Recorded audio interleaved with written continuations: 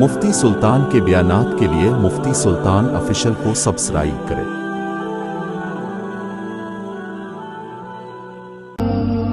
السلام علیکم ورحمۃ اللہ وبرکاتہ۔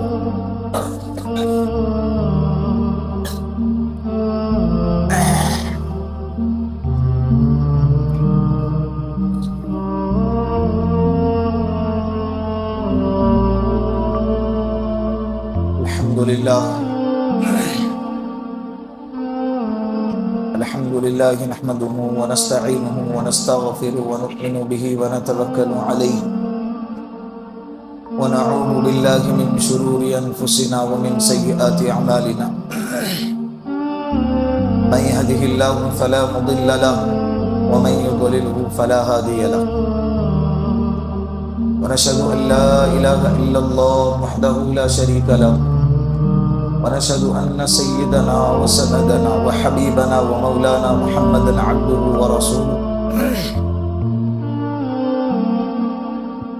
أما بعد فقد قال الله تبارك وتعالى في القرآن المجيد والفرقان الحميد ومن شهد منكم الشهر فليصم ومن كان مريضا أو على سفر فعدة من أيام أخرى يريد الله بكم اليسر ولا يريد بكم العسر وقال النبي صلى الله عليه وسلم من صام رمضان إيمانا واحتسابا غفر له ما تقدم من ذنبه ومن قام رمضان إيمانا واحتسابا غفر له ما تقدم من ذنبه ومن قام ليلة القدر إيمانا واحتسابا غفر له ما تقدم من ذنبه أو كما قال عليه الصلاة والسلام صدق الله مولانا العظيم وصدق رسوله النبي الكريم ونحن على ذلك من الشاهدين والشاکرین الحمد للہ رب العالمین۔ یار محبت کے ساتھ ایک دفعہ درود پاک پڑھ لیں۔ اللہم صلی علی محمد فی اول کلامنا، اللہم صلی علی محمد فی اوسط کلامنا، اللہم صلی علی محمد فی آخر کلامنا۔ رسول پاک محمد عربی صلی اللہ علیہ وسلم جس مہینے کے انتظار میں 2 مہینے سے تیاریاں کیا کرتے تھے، وہ مبارک مہینہ اللہ رب العزت نے ہم کو عطا فرمایا۔ رمضان المبارک کا یہ پہلا جمعہ ہے۔ ایک تو جمعہ سارے دنوں کا سردار ہے، رمضان سارے مہینوں کا سردار ہے، اور جمعہ سارے دنوں کا سردار ہے۔ دونوں سردارے اکٹھا جمع ہو گئے، اور اللہ کا کرم ہے، اور اللہ کی اور اگر مزید مہربانی ہوں گی تو انشاءاللہ اس سال رمضان المبارک میں 5 جمعہ آ رہے ہیں۔ کتنے؟ 5 جمعہ آ رہے ہیں۔ اللہ نے مزید ہماری فضیلت کو بڑھا دیا، ہمارے لیے مغفرت کے اور مہلتیں اور موقع اللہ نے عطا فرمائے۔ یہ قیمتی گھڑیاں چل رہی ہے، اس کو ضائع نہیں کرنا چاہیے۔ ہم زندہ ہیں اور اللہ نے رمضان عطا فرمایا ایمان کی حالت میں، یہ اللہ کا بڑا کرم ہے، اس کی قدردانی کرنی چاہیے۔ ورنہ قبرستان کا چکر لگا کر دیکھو، ہزاروں جوان، ہزاروں بوڑھے، مرد عورتیں وہاں پر دفن ہیں، وہ چاہ کر بھی روزہ رکھ نہیں سکتے، وہ چاہ کر بھی قرآن کریم کی تلاوت کر نہیں سکتے، وہ چاہ کر بھی تراویح پڑھ نہیں سکتے، وہ چاہ کر بھی صدقات اور خیرات اور زکوٰۃ دے نہیں سکتے۔ وہ ایک سبحان اللہ کہنے کے بھی محتاج ہے۔ اللہ نے وہ نعمت ہم کو عطا فرمائی، اور ہمیں یہ بھی نہیں معلوم کہ یہ نعمت کب تک ہمارے زندگی کے ساتھ باقی رہیں گی۔ اچانک موت کی خبریں آ رہی ہیں، فلاں چلا گیا، جوان دنیا سے جا رہے ہیں، تو ہم کس غلط فہمی میں جی رہے ہیں؟ انما الحیات الدنیا لعب و لہو، دنیا کی جو زندگی ہے یہ کھیل اور تماشا ہے۔ دوسری آیت میں اللہ نے کہا کہ دنیا کی زندگی دھوکے کا سامان ہے، متاع الغرور، کیا ہیں؟ دھوکے کا سامان ہے۔ تو اللہ اسی لیے یہ اللہ کا بڑا کرم ہے، مسلمانوں کو اسلام سے جوڑنے کے لیے یہ کسی انسان کا بنایا ہوا مذہب نہیں ہے، یہ اللہ کا براہ راست اتارا ہوا مذہب ہے، اور اس کے ہر عمل، ہر رکن، ہر عمل کو دیکھ کر سمجھ میں آتا ہے کہ کیا بہترین ڈیزائن دیا ہوا ہے اس مذہب کو۔ محرم سے لے کر ذی الحجہ کا مہینہ جو 12 مہینے ہیں اسلامی، اور صبح سے لے کر شام تک ہفتے کے پورے 7 دن انسان اسلام سے کیسے کنیکٹ رہے، کیسے جڑے رہے، ایسا زبردست اس کا پلان بنایا ہوا ہے۔ یہ انسانوں کا ہو ہی نہیں سکتا۔ آپ بھول نہیں سکتے آپ مسلمان ہیں، آپ کو بھولنے نہیں دیا جائے گا کہ آپ مسلمان ہیں۔ جیسے ہی آپ کھلتی ہیں تو سب سے پہلا کام آپ کے ذمے لگا دیا کہ سیدھا آپ کو اٹھ کے کہاں آنا ہے؟ مسجد کے طرف آنا ہے، اور یہ بتا دینا ہے کہ میں بندہ ہوں اور تو آقا ہے، میں مخلوق ہوں تو خالق ہے، مجھے بنانے والا تو ہے، تیرے سامنے سجدہ کرنا یہ میری پہلی ذمہ داری ہے۔ جب دن ختم ہو جاتا ہے تو کہا کہ گھر بعد میں جاؤ، پہلے کہاں آؤ؟ مسجد میں آؤ اور اپنے ماتھے کو اللہ کے سامنے ٹکا کر اپنے غلامی کا اظہار کرو۔ یہ دن کا شیڈول ہو گیا، ہفتہ گزر گیا، بعض لوگ دن کے شیڈول کو بھول جاتے ہیں۔ پھر بعض لوگوں کے لیے جو بچھڑے ہوئے ہیں، اسلام سے دور کٹے ہوئے ہیں ماحول سے، ان لوگوں کے لیے اللہ رب العزت نے جمعہ کا دن رکھا، اور جتنا مجمع جمعہ کے دن آتا ہے اتنا پورے ہفتے میں کسی نماز کو نہیں آتا۔ ان کو احساس ہوتا ہے کہ الحمدللہ میں کون ہوں، میں مسلمان۔ تمہیں بھولنے نہیں دیا جائے گا، ہرگز بھولنے نہیں دیا جائے گا۔ یہ ہفتے کا شیڈول رہا، پھر یہ ہر ہفتے یہ شیڈول آتا رہے گا، آتا رہے گا، آتا رہے گا۔ پھر جب سال کا ایک وقت آئے گا تو سال میں اللہ نے رمضان المبارک کا مہینہ رکھا، اس میں صبح سے لے کر شام تک اللہ کے لیے بھوکا رہنا ہے، رات میں اللہ کے لیے تراویح میں کھڑے رہنا ہے، قرآن کی تلاوت کرنا ہے اور سننا ہے، زکوٰۃ اور صدقات اللہ کے لیے مال کو خرچ کرنا ہے۔ یہ پورا مہینہ شیاطین کو قید کر کے انسان کو گناہوں سے بچا کے نیکی کے ماحول میں اللہ ڈھلواتے ہیں، تاکہ تمہیں پتا چلے کہ تم اور میں کون ہیں، بولو مسلمان ہیں، بھولنے نہیں دیا جائے گا۔ پھر یہ شیڈول سال کا ایک دفعہ ہر سال آتا ہے۔ پھر ایک شیڈول اللہ رب العزت نے ایسا رکھا ہے کہ جو زندگی میں ایک دفعہ آتا ہے۔ اللہ نے اگر آپ کو صحت اور مال عطا فرمایا اور حالات اگر سازگار رہے تو زندگی میں ایک دفعہ سارے مسلمانوں کو جو دنیا کے کسی بھی کونے میں رہنے والا ہو، اس کے لیے ضروری ہے کہ وہ اپنے مال کو خرچ کر کے، اپنے وقت کو فارغ کر کے اللہ کے گھر کے دیدار کے لیے مینا، مزدلفہ، عرفات کے اندر اللہ کے بتائے ہوئے احکام کے مطابق زندگی گزارنے کے لیے سب کو وہاں پر جمع ہونا ہے۔ اپنے لباس میں نہیں، وہ لباس جو اللہ نے کہا، اپنے چپل میں نہیں، وہ چپل جو اللہ نے کہا۔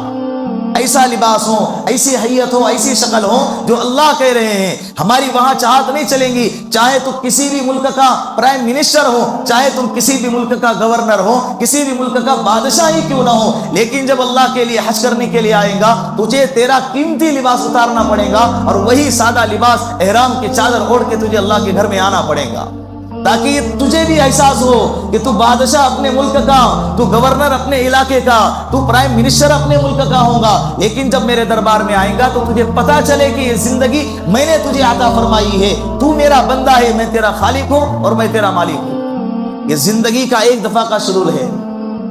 تو پیدائش سے لے کر موت تک جیسے ہی پیدا ہو گئے کان میں سنایا گیا اللہ اکبر، اللہ اکبر۔ اس دنیا میں کوئی بڑا نہیں ہے سوائے اللہ کے، دنیا میں کوئی بڑا نہیں سوائے اللہ کے، دنیا میں کوئی بڑا نہیں سوائے اللہ کے۔ طاقت صرف اللہ کی ہے، طاقت صرف اللہ کی، حکومت صرف اللہ کی، پاور صرف اللہ کا۔ یہاں پر اللہ ہی کی حکومت چلتی ہے۔ جس نے بھی حکومت کا اور پاور کا اور طاقت کا غلط استعمال کیا اور اس کے زعم میں لوگوں پر ظلم کیا ہے، اللہ نے ایسی حکومتوں کو ڈبا کر دکھایا ہے۔ اللہ ہے، کون ہے؟ بولو سب ایک ساتھ بولو، اللہ ہے۔ پھر اشہد ان لا الہ الا اللہ سنایا گیا، مجھے گواہی دینی ہے اس بات کی کہ اللہ کے سوا کوئی معبود نہیں۔ اشہد ان محمد رسول اللہ، صرف اللہ کہہ رہے میری گواہی کافی نہیں ہے، میرے لاڈلے حبیب محمد عربی صلی اللہ علیہ وسلم کی بھی گواہی دینی ہے کہ محمد میرے رسول ہے، اللہ کے رسول ہے۔ اور اسی گواہی کے ساتھ پوری زندگی گزارنا ہے. اور جب زندگی کا آخری وقت جب پیدا ہوئے کان میں اذان دے رہے, سمجھ میں نہیں آ رہا ہے, جب مر گئے تو مرتے وقت میں جنازہ پڑھایا جا رہا ہے, وہاں پر بھی آخری جملہ اللہ اکبر. کیا ہے؟ جب زندگی شروع ہوئی تھی تو اللہ اکبر سے, اور جب زندگی ختم ہوئی تو کیا؟ اللہ اکبر سے. ہم کچھ نہیں ہیں, اس دنیا کے اندر بھیجے گئے اللہ کے بندے ہیں. جب اللہ بھیجیں گے تب آئیں گے, جب اللہ بلا لیں گے تب چلے جائیں گے. تو ایسے موقع پر اللہ رب العزت مسلمانوں کو اسلام سے دور ہونے نہیں دیں گے. ایسا زبردست طریقہ اللہ رب العزت نے اتارا ہے, اور اس پر میں اللہ کا شکر ادا کرتا ہوں کہ اللہ نے ہمیں مسلمان بنایا. اللہ نے کیا بنایا؟ مسلمان بنایا. ساری دنیا کے اندر اسلام کی تصویر ایک ہی نظر آئیں گی آپ کو. بھلے ہی چھوٹے مسائل کے اندر اختلاف ہزار صحیح, لیکن بنیادی مسائل میں ساری دنیا کے اندر کسی کا کوئی اختلاف نہیں. دنیا کے کسی بھی کونے میں رہنے والا ہو, چاہے نماز کے اندر ہاتھ اوپر باندھے یا نیچے باندھے, چاہے پیر کو چوڑا کریں یا کم کریں, اس کے اپنے ذاتی مسائل ہیں. لیکن لا الہ الا اللہ اور محمد الرسول اللہ یہ جو کلمہ ہے, دنیا کا کسی بھی کونے میں رہنے والا مسلمان ہے, اس کا عقیدہ یہی ہوگا, چاہے وہ کسی بھی مسلک سے تعلق رکھنے والا ہو. یہ اسلام کی خوبصورتی ہے. بنیادی جو مسائل ہیں, لا الہ الا اللہ محمد الرسول اللہ, اور نماز کے پڑھنے میں 5 وقت کی نمازیں اللہ نے فرض کی ہیں.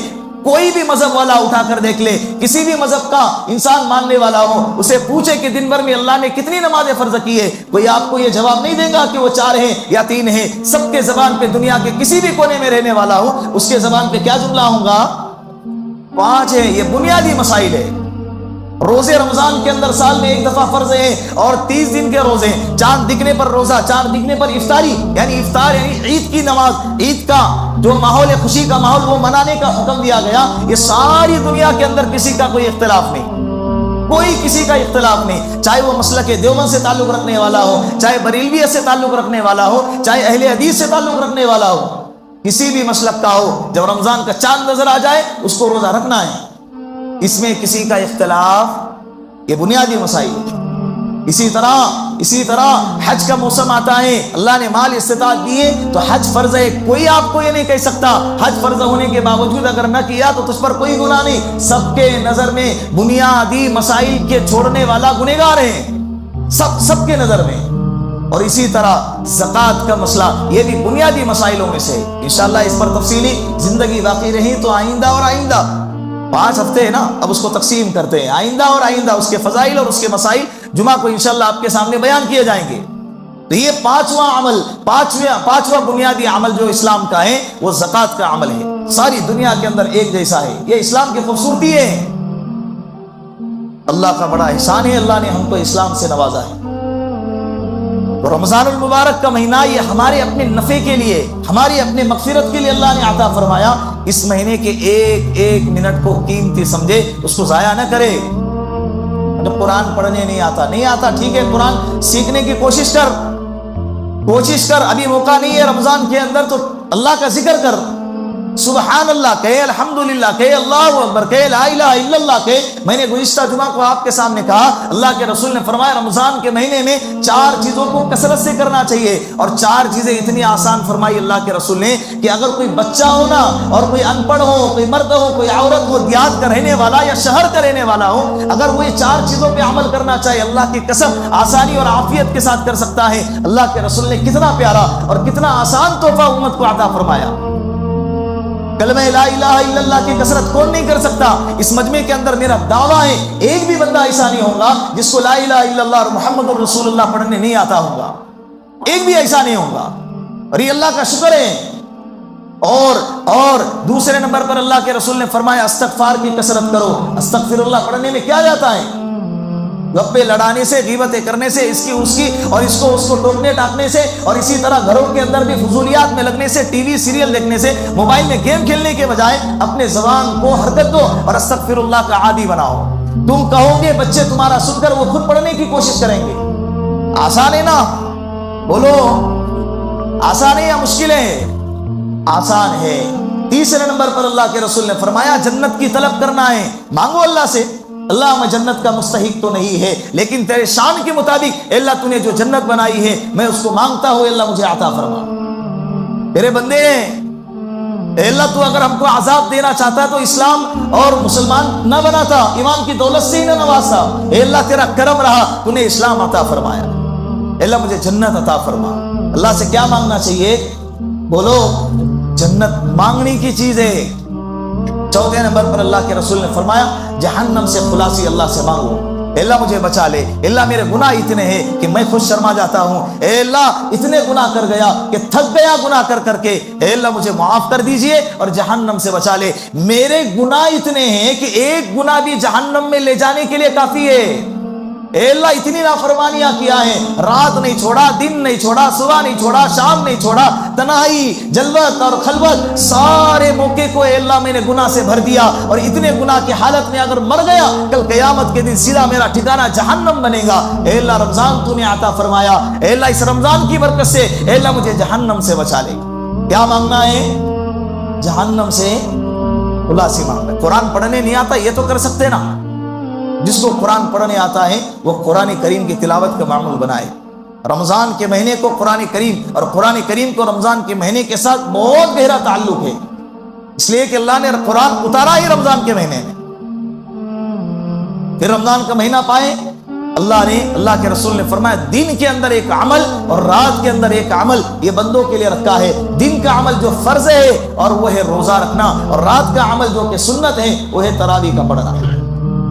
یہ ہر مرد عورت جو بالغ ہو چکے ہیں ان کے لیے ضروری ہے۔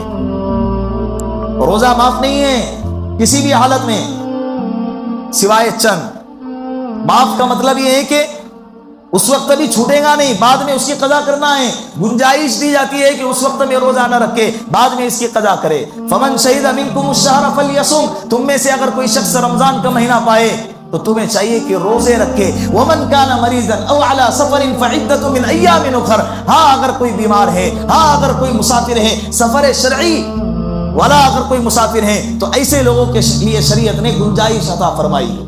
بیماری ایسی کہ بڑھنے کا خطرہ ہے، روزہ رکھیں گا تو میری بیماری بڑھ جائیں گی، دوائیاں ٹائم پر کھانا پڑتا ہے، اگر وقت پر دوائی نہ کھائی گئی تو جان کا خطرہ ہے۔ تو ایسے مریضوں کے لیے رمضان کے مہینے میں روزہ نہ رکھنے کی گنجائش ہے، بعد میں جب حالت برقرار ہو جائے تو صحت کی حالت میں روزے کی قضا کرنا اس کے لیے بھی لازم ہے۔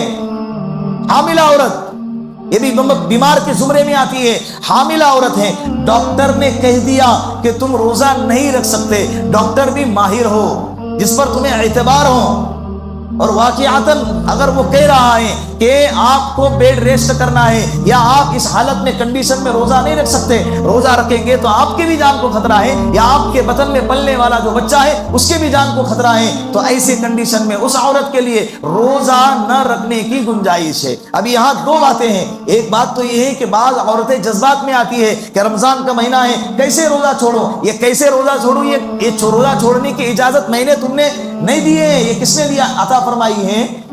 یہ اللہ نے عطا فرمائی ہے۔ اللہ نے رکھنے کا حکم دیا، اللہ ہی نے نہ رکھنے کا حکم دیا اگر بیماری کا خطرہ ہے تو۔ ہم اللہ کے حکم کے پابند ہیں، اپنے مرضی کے مطابق چلنے کا نام دین نہیں ہے، اللہ کے حکم کے مطابق چلنے کا نام دین ہے۔ یہ ایک بات تو یہ ہے کہ بعض عورتیں جذبات میں آتی ہے، کہنے کے باوجود سمجھ میں نہیں آتا ہے، پھر اپنی صحت کو خراب کر لیتی ہے، پھر ہاسپٹل میں جا کے ایڈمٹ ہونا پڑتا ہے۔ تو اس سے بہتر یہ ہے کہ حالات کو دیکھتے ہوئے روزہ رکھیں۔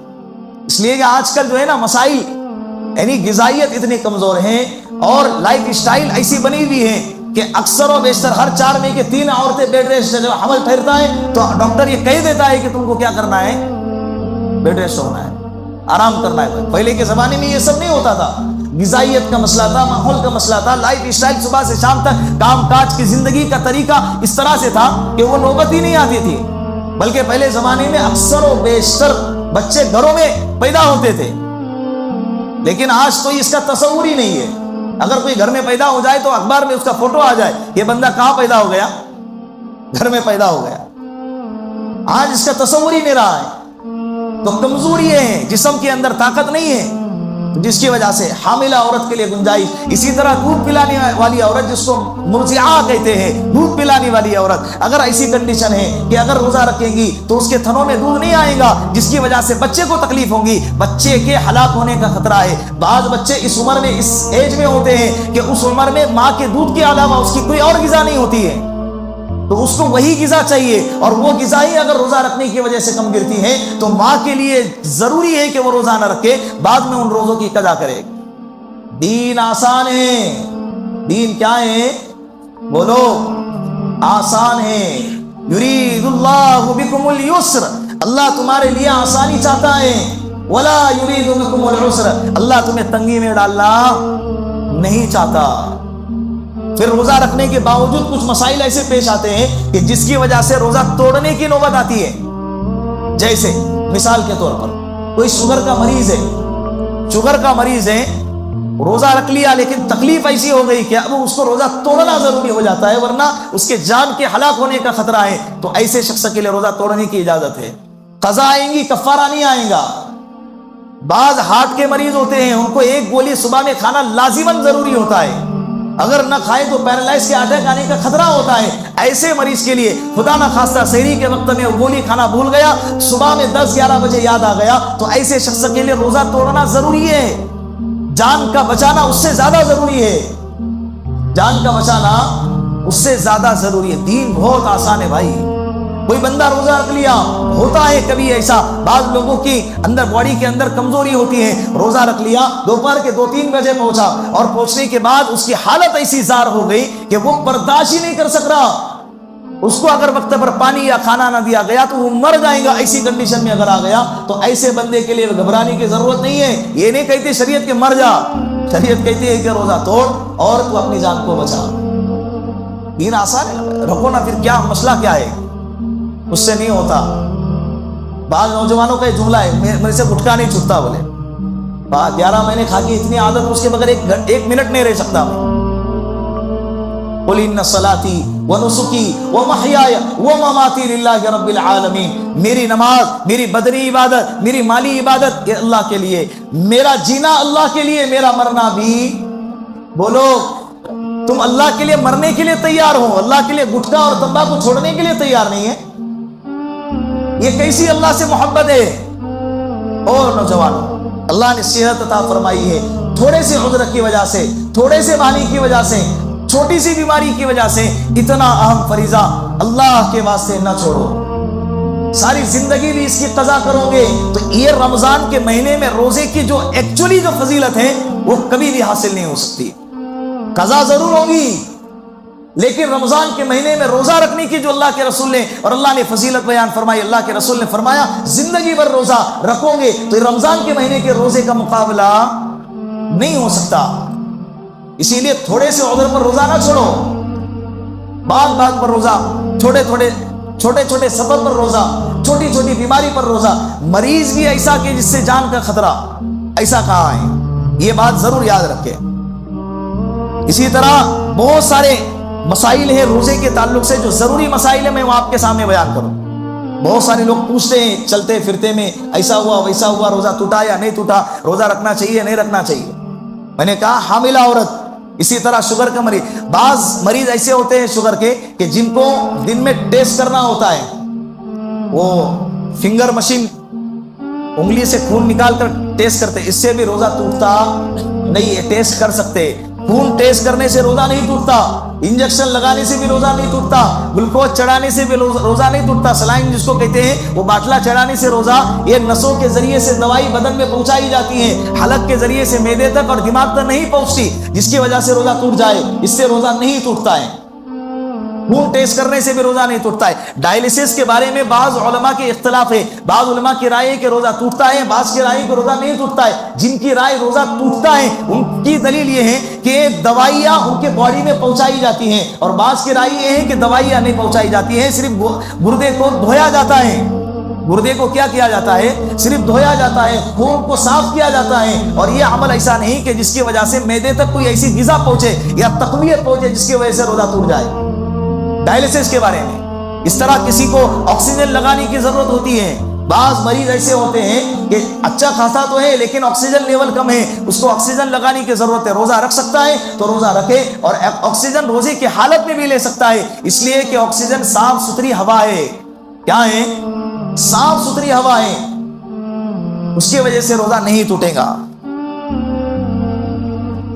بھول کر کھا لیا یا بھول کر پی لیا، تو اس سے بھی روزہ نہیں ٹوٹے گا۔ بعض دفعہ ایسا ہوتا ہے نا کہ یاد نہیں، 11 مہینے کھا کھا کے اتنی عادت ہو گئی ہے کہ رمضان کا مہینہ بھی شروع ہو گیا اور یاد ہی نہیں رہا، اور گیا اور گلاس لے کر پورا گھٹک گیا۔ ایک دوست کا فون آیا، 2 پیٹیز کھا لیا اور چائے پی لیا، بدمسکے کے ساتھ ڈبا کے کھا لیا، اور پھر مجھے بعد میں یاد آیا کہ میرا روزہ ہے۔ بولا بہت جلدی یاد آ گیا، پیٹ بھر گیا، ابھی تیرا کیا ہے؟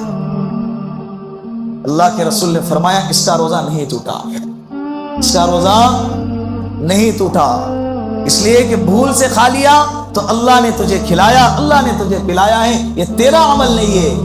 وما رمیت اذ رمیت ولکن اللہ رما، بدر کے موقع پر اللہ کے رسول نے کنکری اٹھا کر ماری۔ اللہ کے رسول صلی اللہ علیہ وسلم کے اس عمل کو اللہ نے کہا وما رمیت اذ رمیت ولکن اللہ رما، اے نبی جی آپ نے جو کنکری ماری ہے یہ کنکری آپ نے نہیں ماری ہے، کس نے ماری ہے؟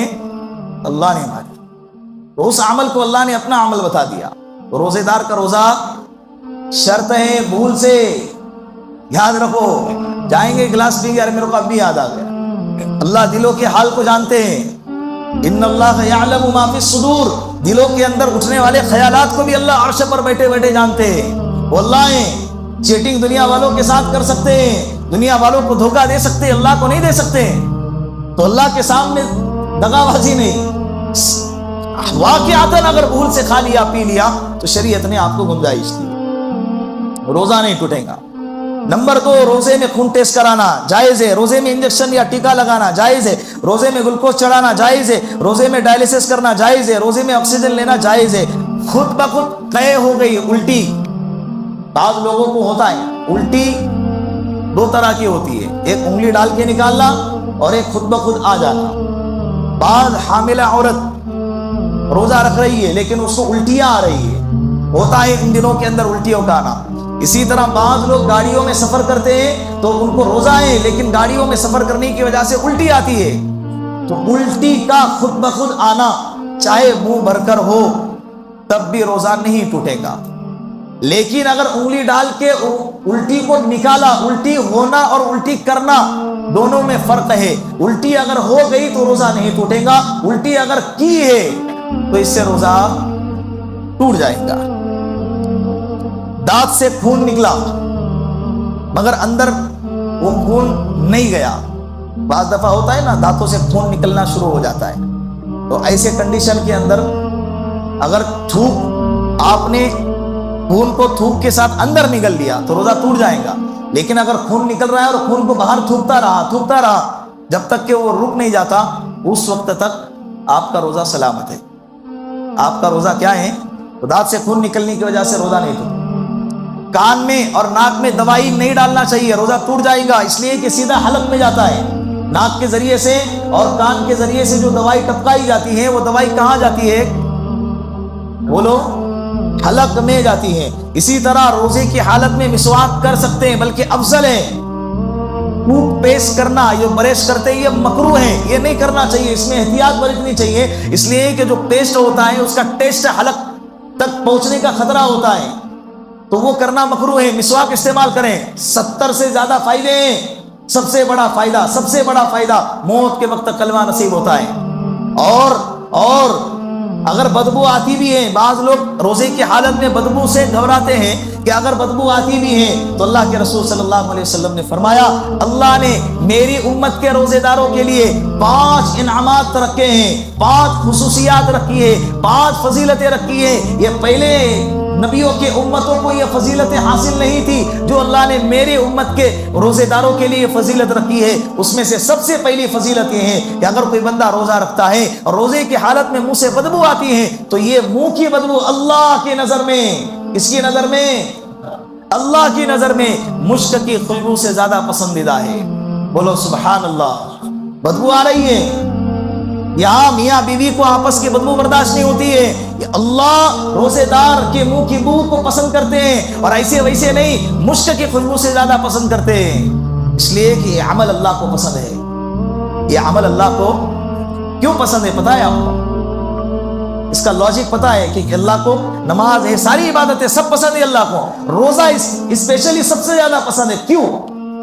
اس لیے کہ روزہ خالصتاً اخلاص والا عمل ہے، خالصتاً اخلاص والا عمل۔ انسان روزہ رکھتا ہے، صبح سحری کرتا ہے، دن میں ہزاروں دفعہ اس کو تنہائی کا موقع ملتا ہے، ہزاروں دفعہ، کوئی اس کو دیکھنے والا نہیں، کوئی اس کو ٹوکنے والا نہیں، اگر وہ بندہ چاہے آسانی کے ساتھ کھا سکتا ہے، پی سکتا ہے، کوئی اس کو دیکھنے والا نہیں۔